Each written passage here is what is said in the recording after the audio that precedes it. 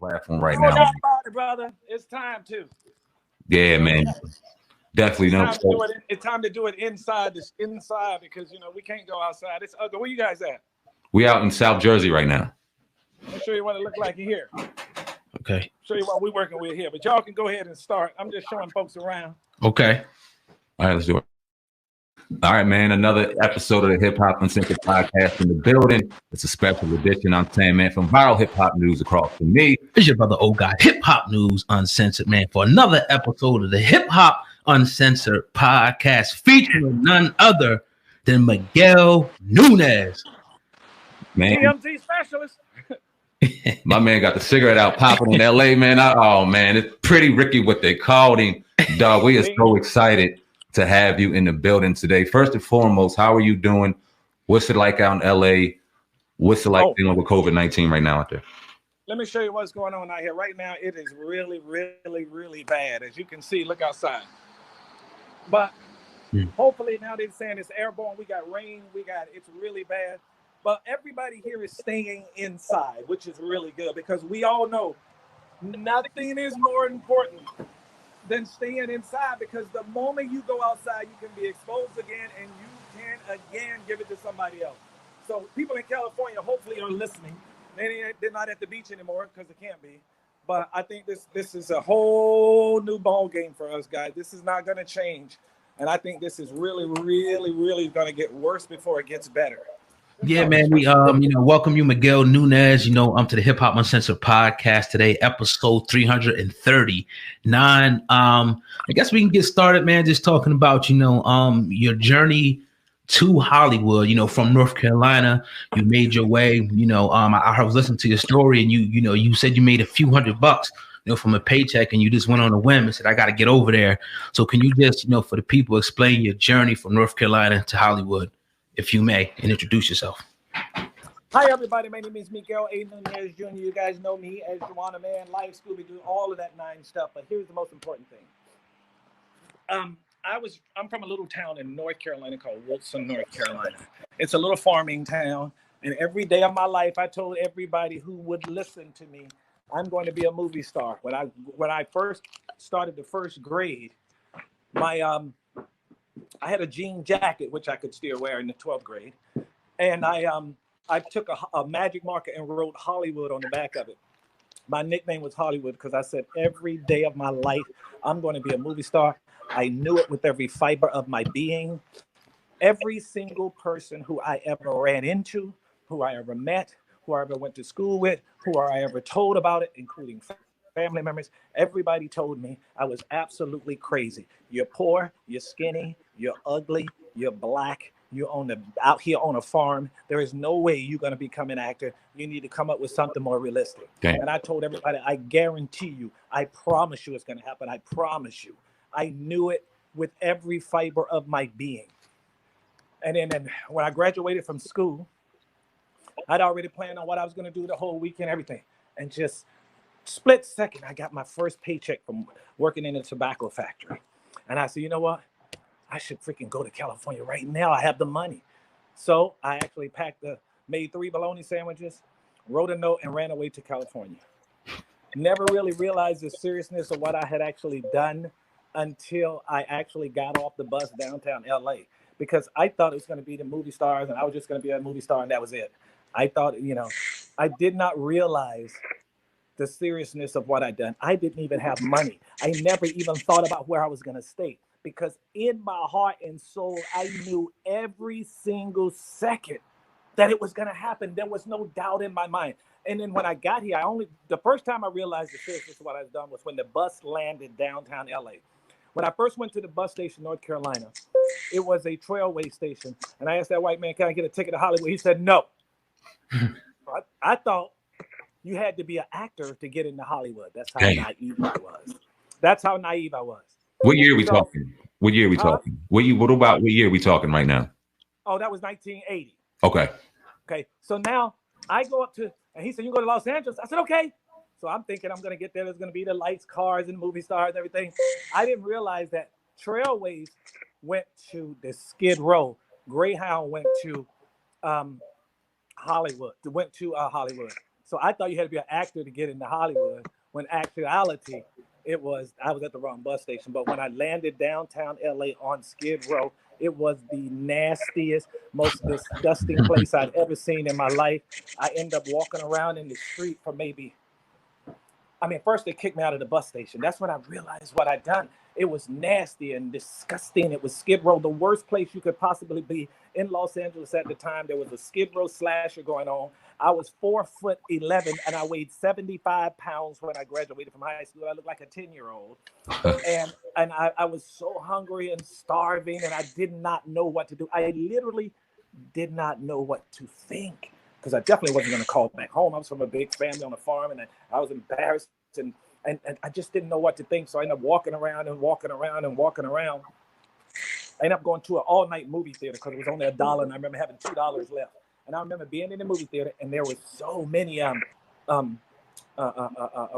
So I was sitting in the chair with my leg up like this, and I'd be asleep like this.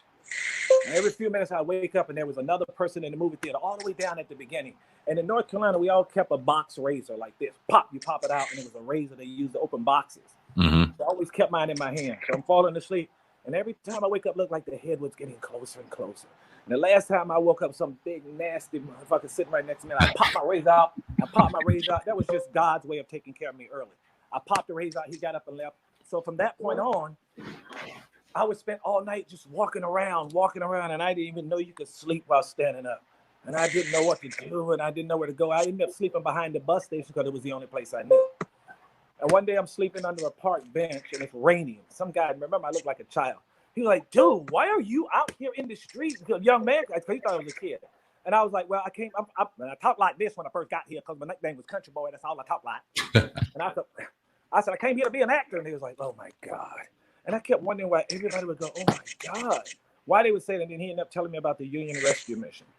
I ended up going to the Union Rescue Mission. Now, if you go to the Union Rescue Mission is a homeless shelter. But back then, right now, it's a $15, $20 billion something, a Jewish, really amazing Jewish family left them. But when I went there, it was one little nasty, stinking, dirty hole in the wall, which was a church, and we slept on pews. And you just sit like that, and bums would be laying on you this way, and they'd be hanging on you that way, and stinking and scratching all night. And then the next morning, I wake up, and I remember just scratching, itching and scratching. I went to the man, I said, listen, why am I itching so bad? He said, you have lice on you. Damn. And I was like, what is that? He said, something growing on you. Oh. So then I go downstairs, they take your clothes off, they spray you with poison, and they got on masks, and they just spraying you all in the face and mouth, and they spray you with poison, they wash your clothes, and they get your clothes back. So I'm going through that. I end up being in the Union Rescue Mission for about 6 months because I didn't know what to do. I couldn't get a job. I was stealing money out of the Haight Regency wishing well, taking coins just to eat a meal. I would go sell my blood plasma for $7 a day. I would put those little annoying newspapers on your door all morning, and I would work my ass off just to get something to eat every single day. And then one day, I'm on a bus. Well, let me skip forward. So now this goes on. Then I end up getting a job at Rancho Los Amigos Hospital in Downey, California, as a physical therapist technician under the CETA program, which was for people who were getting county checks. I worked that for a year, and this is how it started. I saved up my money. My rent was only the hotel, the county. I ended up getting on welfare from the Union Rescue Mission. And the hotel they put you at was called the Ford Hotel, 1000 East 7th Street, still there today. And it was the shittiest hotel you ever imagined in your life. But it was inside. And then they gave us 3 meals a day at the Busy Bee restaurant. And all you had to do was sign a voucher. So I did that until I got a job at Rancho Los Amigos Hospital, which was like 9 buses, 2 hours away. And I did it for 2 years in the hot sun. And I did it, and I saved up my money. I told my supervisor, listen, I wanted to be an actor. And I met other guys now that were homeless. So we had like this little homeless crew. And I kept telling everybody what I was going to do. And they kept saying the same thing.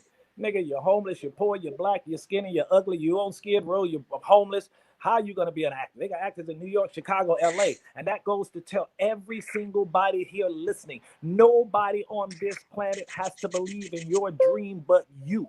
Right. Nobody in this planet has to believe in you but you. If you have enough power and enough faith in what you want to do and what you believe and what you can think you can accomplish, nobody can stop that. Every single time. Now, let me skip. I'm going to show you why. I'll show you. So now, I got a little shitty hotel, and I got a job, and then one day I'm on a bus, and some guy's sitting next to me on the bus he's going.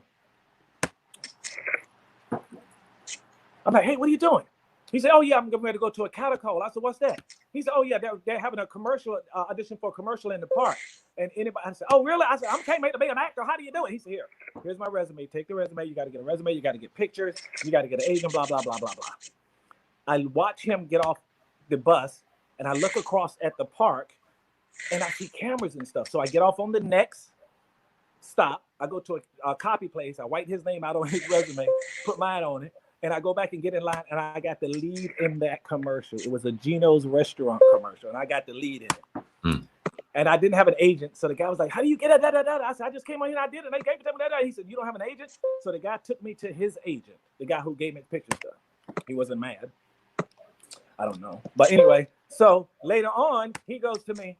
I go to the agent. I said, listen, if you send me more of those cattle things, you can have all this money. I just want to be in movies, and I want to be on TV shows, and I want to be in movies. And he was like, hey, slow down. All right. I'm going to sign you up because I like you. And from that point on, I think that, and this is straight off the street, the next 50 auditions he got me, I got probably 48 of them. Damn. And I was on a series 3 years later, Tour of Duty on CBS, which was a hit drama show. But let me tell you something. That's God. You have got to have God in your life. If you don't have God in your life, it won't work. And let me tell you something else. You have got to not let anybody decide what it is you can or cannot do. I'll give you an example. I remember walking up to people saying, listen, I want to be an actor. I want to go inside Universal Studio tour. I want to go inside Universal Studio, and I want to walk around on the soundstage, and I want to see how they do it. And everybody was like, nigga, you out of your mind. They ain't going to let you go inside Universal Studio and do that. You can't do that. I'm like, what do you mean I can't? So I go to Universal Studio anyway. I walk up to the man. I said, listen, I'm Miguel Nunez. I'm from Wilson, North Carolina, and I came here to be an actor, and I would like to walk around on stage and see how it's done. And he was like, man, you don't get your skinny, ugly self out of here. No one, you can't do that. So I just didn't understand that. And this is what I did in every single thing in my life. I said, okay, fine. I don't get you can't. I don't get they won't let you. And if I had got that, I wouldn't be where I am today. So I saved up, started selling my blood plasma, saving up my money, end up taking a Universal Studio tour. And I'm on the studio tour, and I'm looking, and I go, oh, got him. So the next was go back home, save up my money, sell my blood plasma, save up my then I go back, take the Universal Studio tour. Now, I'm on the tour. There's a part of the tour where the lady goes, okay, everybody, I want you to get off the tram. Okay, now move over to the side. Okay, now we're going to go inside this soundstage, and I want everybody, you're going to see exactly how they do TV shows. Okay, so this way, come on, this way. And while they were going this way, I went that way. And I went around to every single soundstage, and I went and did exactly what they told me I could not do. And that's when every single thing somebody told me I could not do, it could not happen. If you look at a movie called Jumping Jack Flash, there's going to be a scene in Jumping Jack Flash where Whoopi Goldberg gets dressed, and she's like dressed up, and she's walking down the sidewalk. And you're going to see the skinniest looking, ugliest looking, crackhead looking, the homeliest person you ever seen in your life. And it's me. And I walk up, going, hey, baby, what's going on? I was homeless at the time, downtown LA, when they were shooting Jumping Jack Flash. And when they had their lunch, I would go home and I would sneak in line and take food off their truck to eat. And they was like, get out here, shoot. And they ended up telling me, get out of there. Joel Silver, one of the biggest producers in this building, Die Hard, all of these films. Joel Silver said, no, whoa. And he talked to me. He said, he's homeless. Let him eat. He gave me a role in that. He gave me a role in Jumping Jack Flash. He gave me a role in Die Hard. He gave me a role in all of those movies because I was homeless on the street. Joel Silver did. Let's talk. I want to talk about your mom, if you don't mind. Absolutely. It was incredible. You said that she wrote James Brown, "It's a Man's World." That's one of my favorite records of all time. I think I was listening to that joint. We was in here working out a couple days ago. But I know that you went from your mother and then went to North Carolina with your grandparents. So talk about your relationship with your mother. Talk about how talent kind of just runs in your family, and is anybody else in your family? Because I know you got a number of siblings as well. Are they into acting as well? Is this something that is in you, in your DNA, and in you guys' DNA? Well, my mom is a whole story. My mom dated James Brown, Muhammad Ali, Jackie Robinson, all of these guys right after one another. My mother ran away from home in the same farmhouse that I was raised at because my grandparents were so strict. She ran away from that house when she was 17, went to New York. And she was 17 in New York. And she ended up in New York. And she ended up going out with James Brown, all of these people, because she was on a TV show called Hullabaloo. Hullabaloo was the first American bandstand music show. And my mother, because she was mixed and had this long hair and everything, she was up in these, and she was one of the go-go girls that was up in these little things, little cubicles on the stage. She was a go-go girl with the go-go boots and the long hair. And she would come home with James Brown and Ali and all of these people in North Carolina. And the whole time we grew up, we could never call her mom because she didn't want anybody to know she had a child. But while she was with James Brown, she wrote "It's a Man's World," and that's her claim to fame. She wrote that song, "It's a Man's World," James Brown's biggest hit. And we're right now going through problems because some guy has went behind her back and used her and trying to steal the rights and all of this elderly abuse stuff. So we're dealing with all of that right now, trying to work her rights out right now.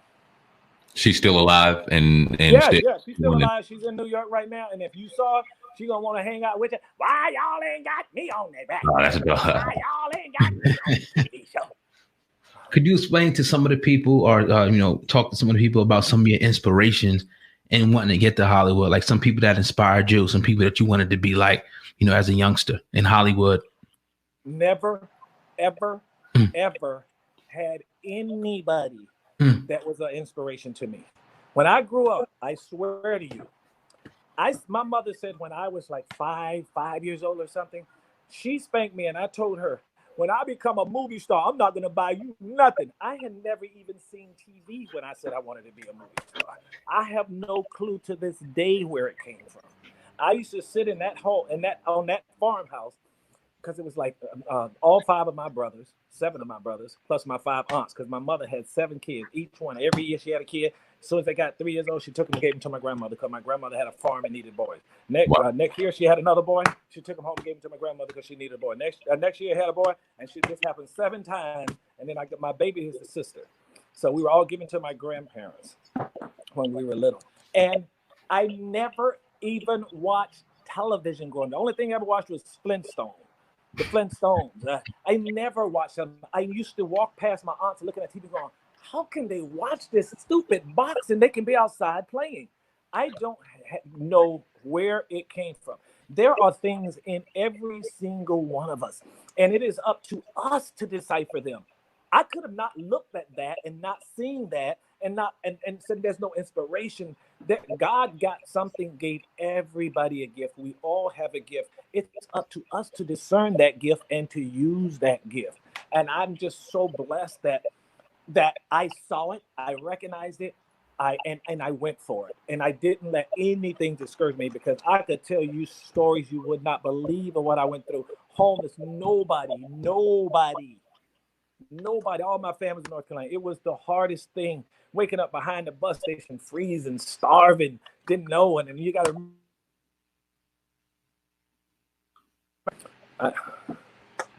Hello, you back? We're here. Yep. Hello. Can you hear us?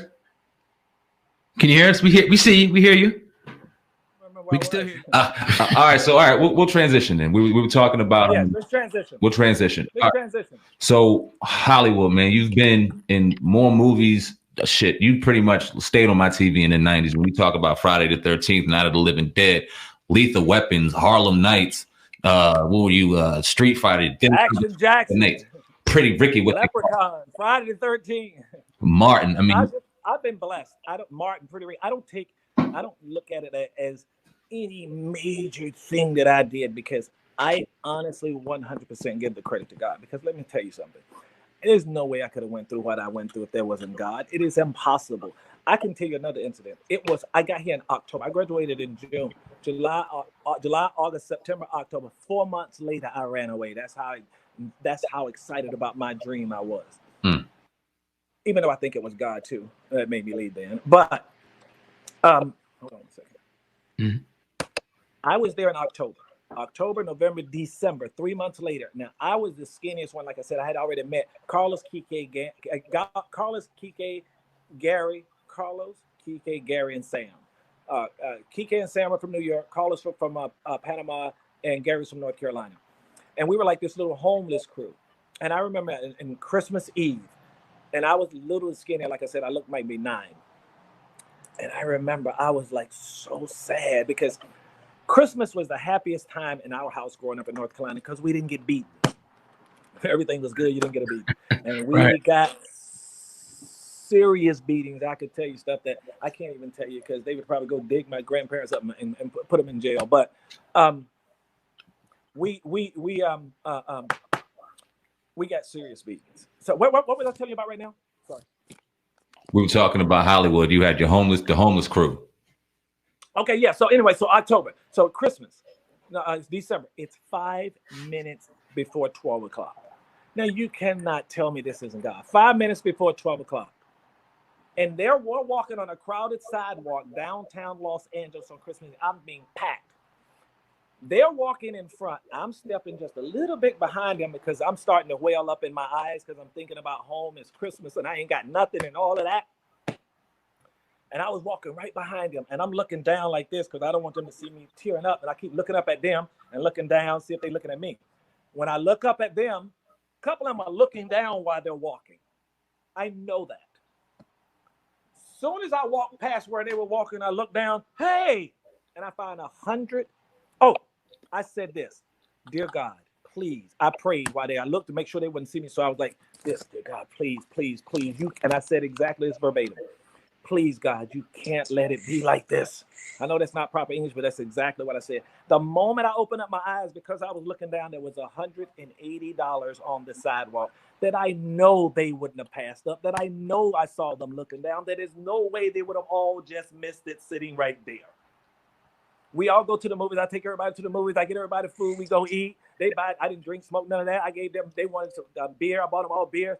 And now, when we coming out of the movie theater, I'm like this, because I still got money in my pocket. I'm all happy, you know what I'm saying? And I got some food. I got some money. We done with the food. And I'm all happy. And I'm walking in front of them. And I go, hey, look.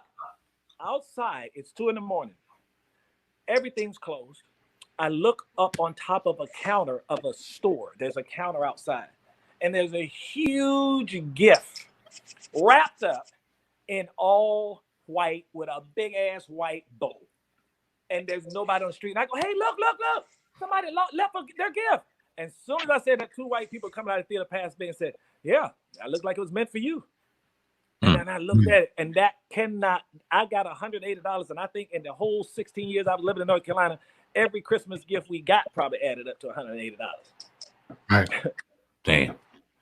All right, let's talk about some of your claims to fame. Now, you got Life, you played Biscuit, you had Pretty Ricky on Martin, and Joanna Man. Now, we talk a lot on this podcast about Black men wearing dresses. You happen to be one of the most famous to wear a dress, being Joanna Man. How do you feel about that? How did you feel walking into that role? How do you feel now about it? And do you feel as though it puts a bad stigma on the Black male persona? Okay. I think that because Black men have been so marginalized and Black men have been so stigmatized and all of that, I think that we do have to watch out for that. But you got to remember, it depends on what the person is. What the fuck? Are you kidding me? Oh, sorry. I think that it depends on what the role is. Like, you remember, Joanna Man was a guy dressing up as a woman so he could continue his career and he could do that. Now, if somebody would have told me, like right now, I don't have a problem. I'm a Christian. and I believe what God said. And I treat everybody equal. I try to love everybody. I firm believer that a marriage between a man and a woman, but I believe it's not my position and it's not anybody's position to tell anybody what they should do with their life. God said this, love thy neighbor as thyself. He never once said love thy straight neighbor. He said love thy neighbor. So if your neighbors are gay, you're supposed to love them and judge not, that you may not be judged also. So it's our job to love people and not judge them, even though we may have feel a certain way and as a religious purposes. I treat everybody the same. I love everybody. But if I had to get an address and do something like really, really nasty, I wouldn't do it. But Juana Man was really, really, let me tell you how I got that role. Mm-hmm. Will Smith had told me for years, you got to start playing golf, Miguel. You got to start playing golf, Miguel. You got to start playing golf, Miguel. That's where the big roles.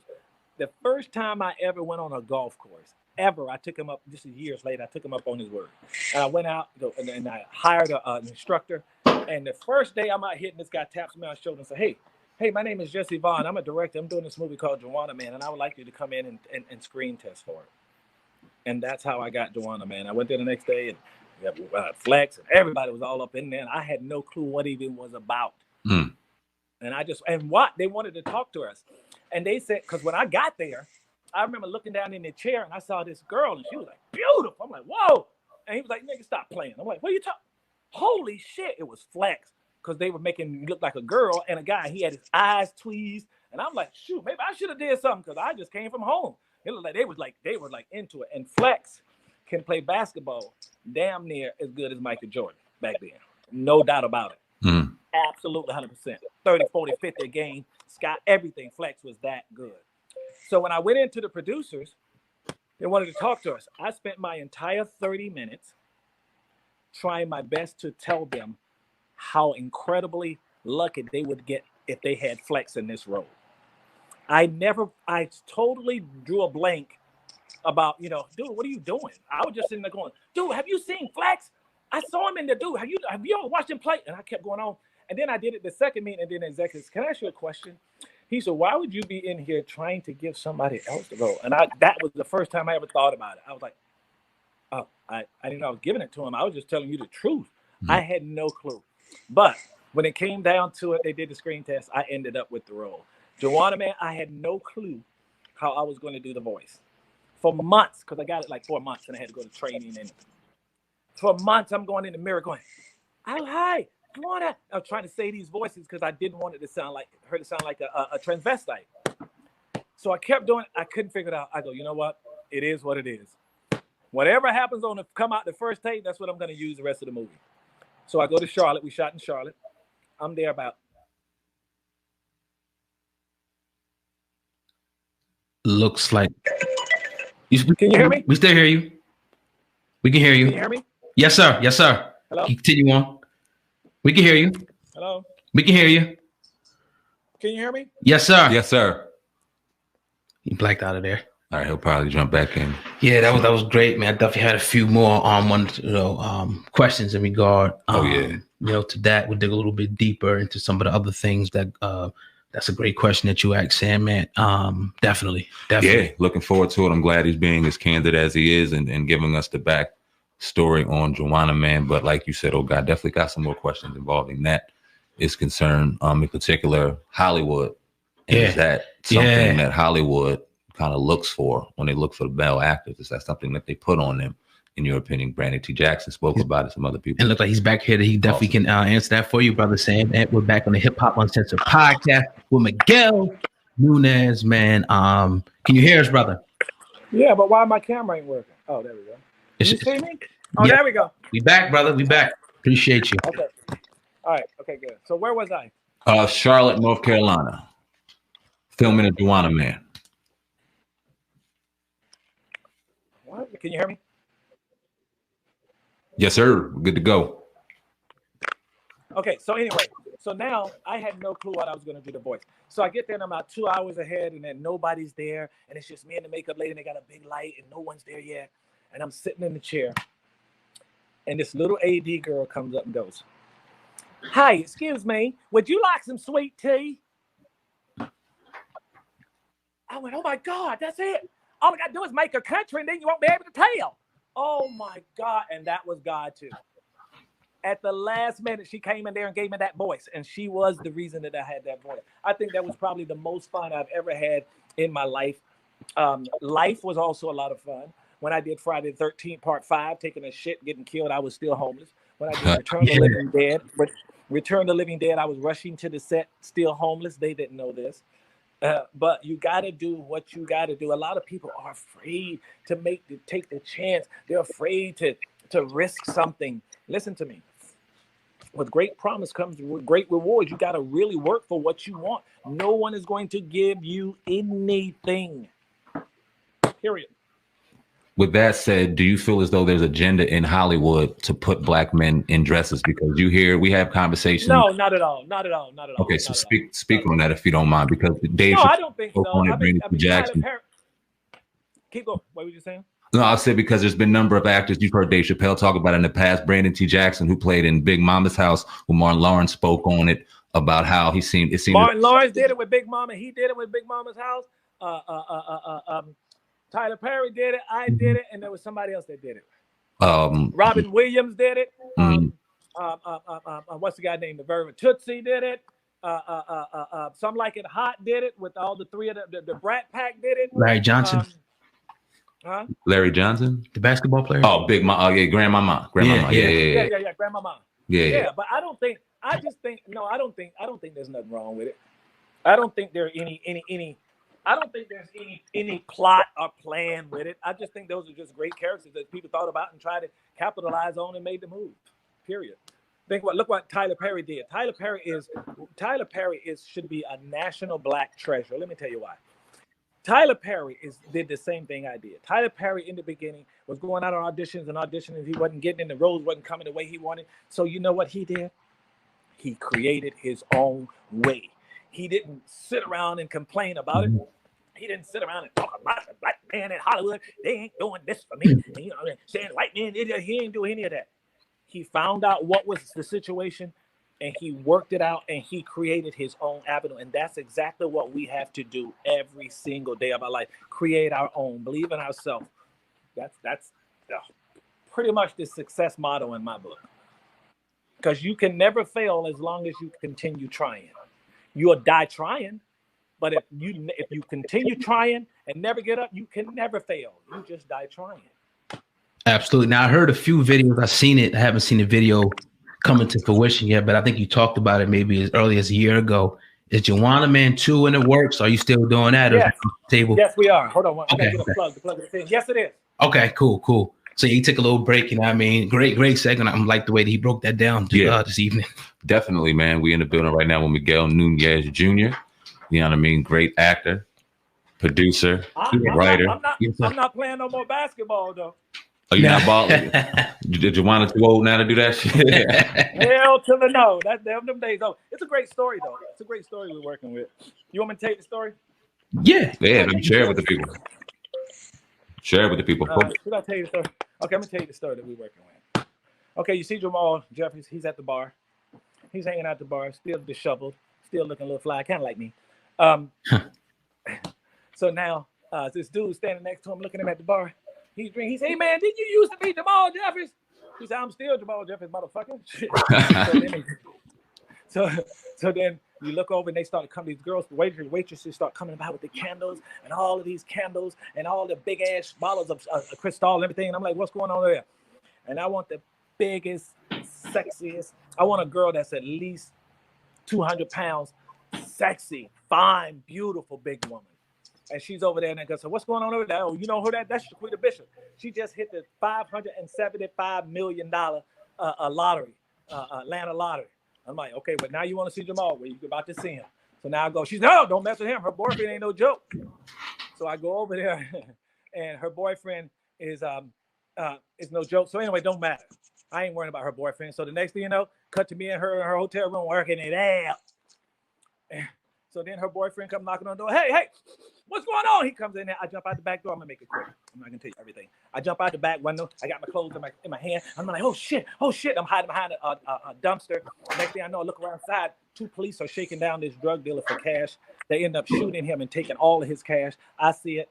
I move back, try to keep from them seeing me. They hear me knock something over. They start chasing me. They think I did. I'm like, what the fuck? They got suspect. I'm like, what the fuck you mean suspect? I'm just running down the alley.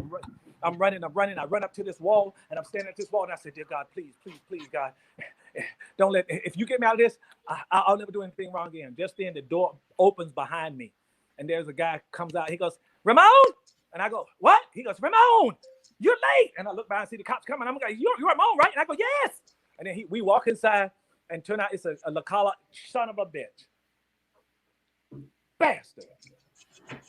It's a Lakaja Foley show. Well, hold on. What? I'm doing 2 meetings. Anyway, it's a Lakaja Foley show. I'm on stage now. I'm kind of made up, and I'm dressing, but I don't know the moves. The cops come in the front door. They're looking around. Now I make a bad move. My wig fall off. They see me, and I'm out the back door. They chasing me again. I'm running. Lord. I see a car parked on the next to the street, next to the ATM. I jump in the car. I duck down, and the cops go running by. Right at that point, this big German lady jumps in and said, Margaret? And I go, yes. She said, oh, let's go. I was about to pick you up. So now we're going cross country. Here's the story. We're going cross country. She's in from Germany. She's just taken over a girls' reformatory school as the athletic director. We get into an accident. She's going to be in there for a while. I switch up our chart because she's going to be gone. I call my manager. I tell him what's going on. He said, you got to lay low until I can figure this out. And so I got to stay low and I got to stay disguised because they're looking for Jamal. So now I end up changing charts, going on to the reformatory school, and now I'm the female director of a girls' reformatory school. So that's how we're trying to do it. So you know, I have a lot of young folks in it this time. Yeah, a lot of young people doing a whole lot of stuff because you know I ain't able like I used to be. When is that set to drop? Oh no, we still working on the script, story, and all of that. So it's hopefully by the end of the year. Are you executive producing that as well, or you got your hand in the writing and stuff? I'm going to hopefully. I'm probably about 80% sure I'm director. Nice. Let me ask you this: who, since you've been in Hollywood and since you've been in the game, have been your influences? I've seen you have a number of roles in a lot of Martin's movies, Thin Line Between Love and Hate, Martin the series, obviously, and then Life.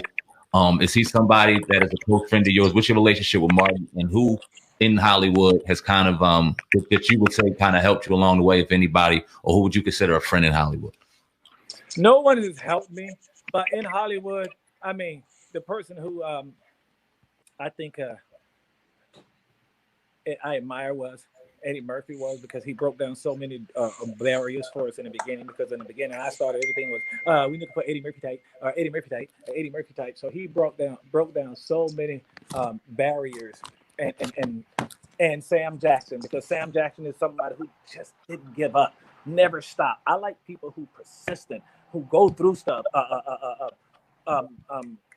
TV host. I'm doing every hosting show on TV now. You said, damn, I can't believe that. Steve Harvey. Okay. Steve Harvey was sleeping in his car. You know what I'm saying?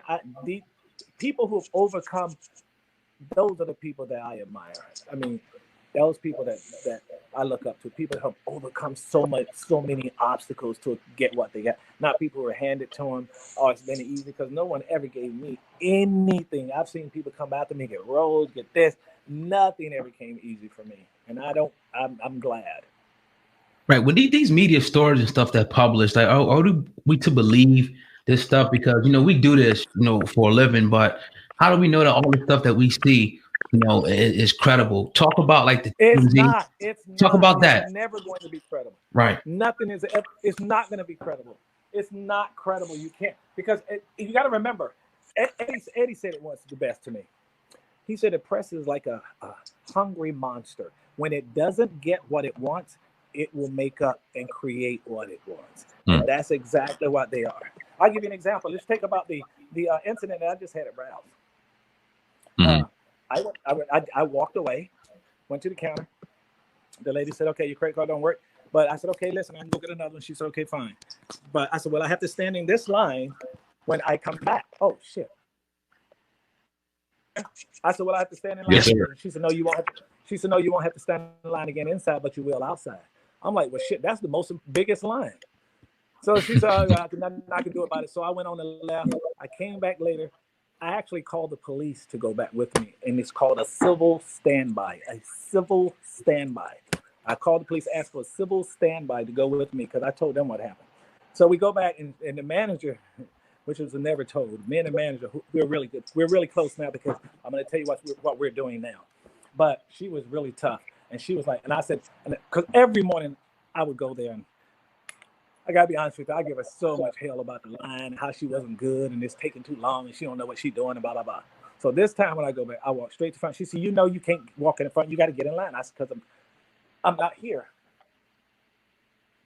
Hold on. Damn it. Son of a bitch. Hold on, guys. It's not. I'm about to leave you. All right. Take your time, brother. Definitely. This is great. This is great. Okay. I think I got it. Hold on. One more. Okay. We in the building. I don't know if this is going to work, but let me try it again because I'm going to plug it in a different port because this ain't working. In the building right now. Miguel Nunez. So anyway. Mm-hmm. So yes. Oh shit, man. So when I go back, she refused to plead. The police go back, and she refused to take the money. She did not want to take the money because she can't decide to come back and pay. But she is absolutely right. I have fans who are like upset at her. Listen to me. You can't decide to go and come back and pay whenever you're wrong. When you want. She was right. I was wrong. But what we're doing now is turning this into an amazing thing. Ralph's and I are going to give away thousands of dollars in Ralph's $50 Ralph gift card. Actors who are sick and shut in, who can't really do it for themselves, for homeless and for elderly. So Ralph's, myself, and we're getting ready to do it. It's going to end, and Leah, we're going to do a huge giveaway. Shoot, this thing is still about to. I feel like my phone is not charged. We're doing a huge giveaway, and it's going to go to first responders, actors who don't really have anything. There's a lot of actors in the old folks' home who can't get out, who don't have enough. So we're going to turn this into an opportunity to help others using Ralph's gift cards. So we're going to turn this into something really big and spectacular. I'm going to be posting very soon how everybody can get involved and help. So we're going to use this Ralph situation, working with Ralph, to give away thousands and thousands of dollars worth of gift cards to the people at the hospital. Because you got to remember, there's some of those people who are single mothers who are working all that long in the hospital. They don't have time to even get groceries. They don't have time. These people really, really need us right now. So we're going to turn this situation into an opportunity to give. And I'm going to ask you guys, because I got your number, I'm going to send you, and I want you to help post so we can get donations to help all of the people who really and truly need it. I've had so many people offer this. They was believing all that hype, and they were offering this. So I just turned that into giving and buy Ralph's gift cards. And we're going to be posting all the information for it, so you'll be able to see it. Look out for my Facebook. Look out for look here too, because I'm going to be sending them the information, and we're going to show you how you guys can get involved. Because everybody, we are all in this together. That's dope, man. And I'm glad you turned that negative situation into a positive. We told to hit you. We didn't want to talk about it because the way it came out, if they made it seem like you went in there, you robbed the store because you was broke, you had stuff going on, like it just didn't seem right. We didn't know you well enough trying to get this interview. We was like, hell no, we ain't putting this shit up and smearing this brother's name. We do this right. But I'm glad and we appreciate that you came on our platform and set the record straight. Definitely. Oh, no doubt about it, brother. But the people that matter really knows, because But I'm not worried about any of that. I was just worried about turning it into something where somebody can benefit besides me. That's the best part about it. Dope. It's absolutely dope. I want to talk about, any upcoming roles that you have that you want to share with the people, any movie ideas that the people should be looking forward, from you in the future that you would like to share with the people. Yes. I want you guys to make sure you look out for BET Heard. We are going to be on BET Heard this season to start out with. It's Family Business, second season of Family Business. Carl Weber's Family Business. If you caught last season, this season is going to be fire. I promise you. Carl Weber is off the chain. Darren Henson is off the chain. Ernie Hudson is off the chain. Javicia is off the chain. This entire cast, Sean Ringard is. This is one of the shows I've been so excited to go to. A lot of times when you're an actor, you've been doing it so long, You do it and you go to the set and you get it done. This cast, this crew, and the way he writes, you just get there. You be like, this, you can't wait for the next script. This show is going to be fire. Make sure you get BET her. I'm sorry, BET Plus. BET Plus. Okay. BET Plus. BET Plus Family Business. I think we're going to be coming about June. And they should bring it up since everybody's at home right now. They should actually move up. But I don't know right now when. It's probably going to be June. So look out for that. I just did another movie. Let me look at the name of it. I can't think of the name of it. Hold on. I just did another movie. Ain't it nice to do movies and not even remember the names of them shits? God damn, man. I would remember every single thing. I'm like, look. Yeah, man. Okay. Oh, here we go. It's called shit. I can't tell you the name of it. Hold on. Oh, Blood on Her Badge. Blood on Her Badge. Blood on Her Badge. Watch out for blood on her badge. Brother, I probably got so many times I'll sit here watching television and I'll be watching a movie, and the next thing you know, I'll pop up on it. Like, what the hell? It's probably been 15 movies that I've done I've never even seen. Damn. Well, my final question to you would be just a little bit of inspiration from the people. You said it on this podcast. People used to call you an ugly, skinny motherfucker who can't act. How does an ugly, skinny motherfucker from North Carolina turn himself into Pretty Ricky Fontaine and find as much success in Hollywood as you have today?